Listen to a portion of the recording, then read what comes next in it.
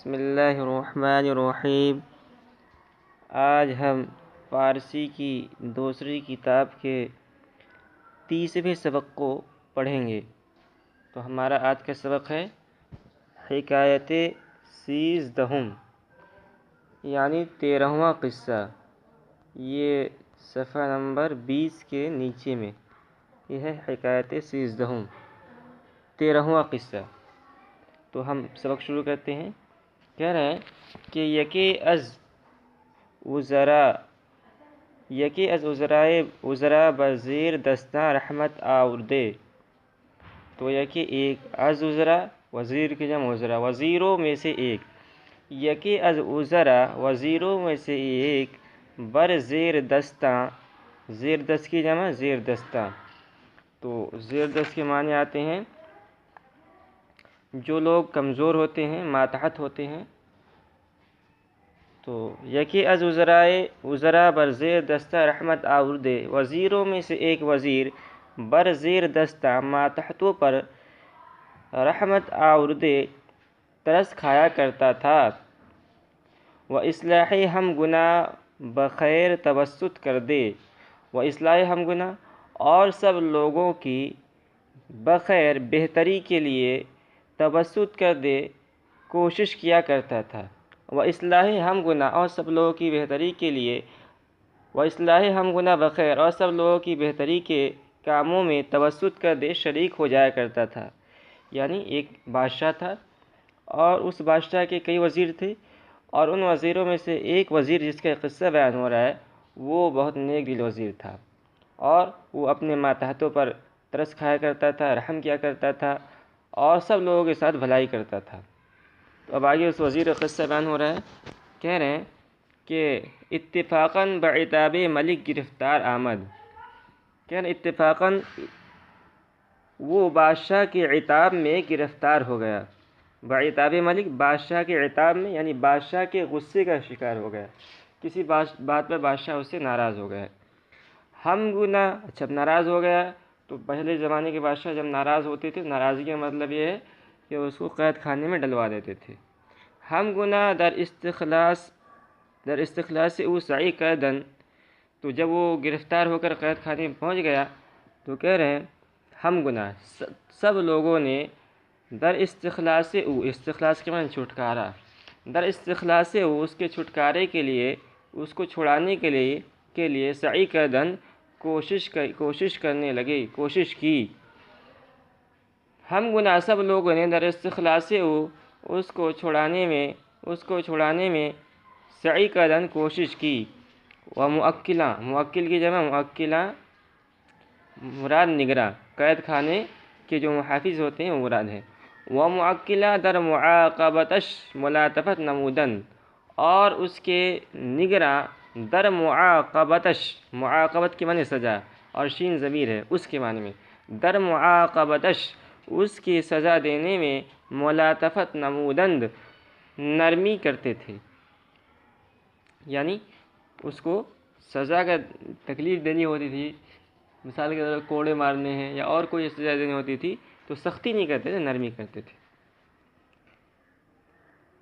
کہہ رہے ہیں بزرگان دیگر سیر نیک او در افواہ گفتن۔ بزرگاں کے معنی بڑے لوگ، بزرگ لوگ، دیگر دوسرے، اور بزرگان دیگر اور دوسرے بڑے بڑے لوگ سیر نیک، سیرت کی جمع سیر، مراد اچھی عادتیں، در سیر نیک اس کی اچھی عادتوں کا، اس کی نیک عادتوں کا، در افواہ گفتند چرچا کرتے تھے، یعنی لوگوں کے درمیان، اور جو شاہی لوگ ہوتے تھے خاص طور پر ان کے درمیان کہتے تھے کہ جو وزیر کو بادشاہ نے قید کیا ہے بہت نیک آدمی تھا۔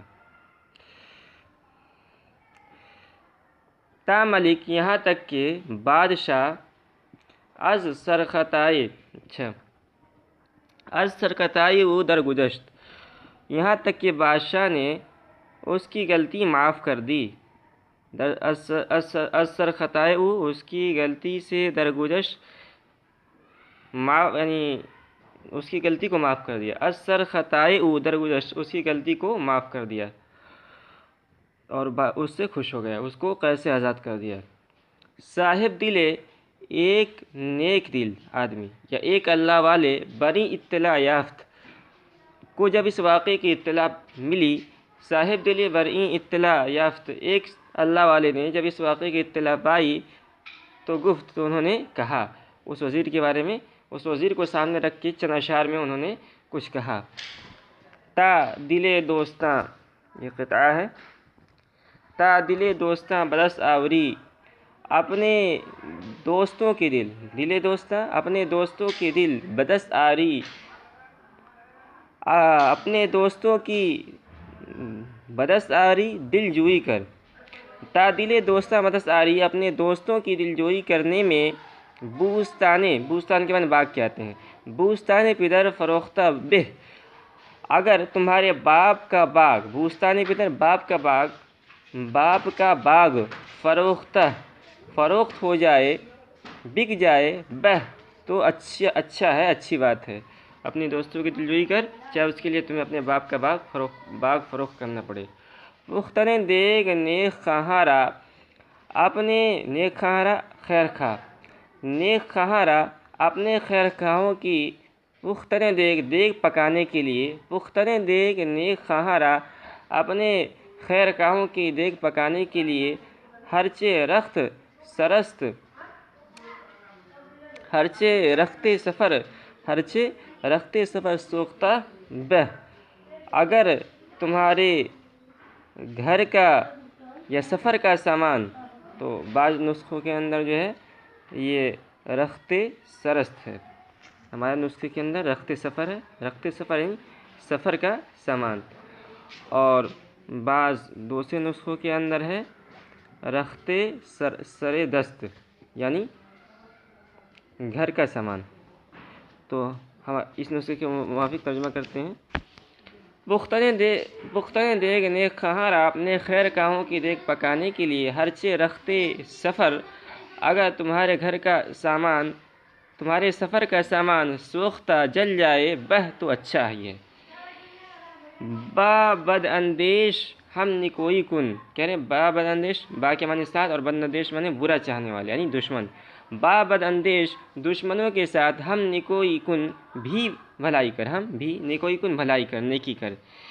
دہنے سگ بہ لقمہ دوختہ بہ، تو دہنے سگ کتے کا منہ، دہنے سگ بہ لقمہ کتے کا منہ لقمہ دے کر، دوختن سے سینے کے معنی میں، دوختہ اگر تو سی دے، بند کر دے، بہ بہتر ہے، یعنی کہنے کا مطلب یہ ہے شعر کا کہ تمہیں اپنے دوستوں کے ساتھ اچھائی اور دلجوئی کا معاملہ کرنا چاہیے، چاہے اس کے لیے تمہیں اپنی قیمتی سے قیمتی چیز فروخت کر دینا چاہیے، اور جو تمہارے خیر خواہ ہیں ان کے لیے تم جو ہے ان کو بھوکا مت رکھو، ان کے ساتھ نیکی اور بھلائی کا معاملہ کرو، خواہ اس کے لیے تمہیں اپنے گھر کا سب سامان فروخت کرنا پڑے اور گھر کا سامان جلا کر کھانا پکانا پڑے۔ اور تیسرے مصرعے کے اندر یہ ہے کہ دشمنوں کے ساتھ نیکی کرنا چاہیے، اور نیکی اس لیے نہیں کرنا چاہیے کہ ہم کمزور ہیں، بلکہ احتیاط کے طور پر کرنا چاہیے، اس لیے کہ اگر ہم کہیں جا رہے ہیں اور ہمارے سامنے کتا ہے تو ہم کتے کو ایک روٹی دے دیں گے تو کتا جو ہے ہمیں کاٹے گا نہیں، روٹی کھا کر جو اس کا منہ بند ہو جائے گا۔ اسی طرح اگر تم دشمن کے ساتھ بھلائی کرو گے تو تمہاری بھلائی کے لقمے سے خوش ہو جائے گا اور تمہیں نقصان نہیں پہنچائے گا۔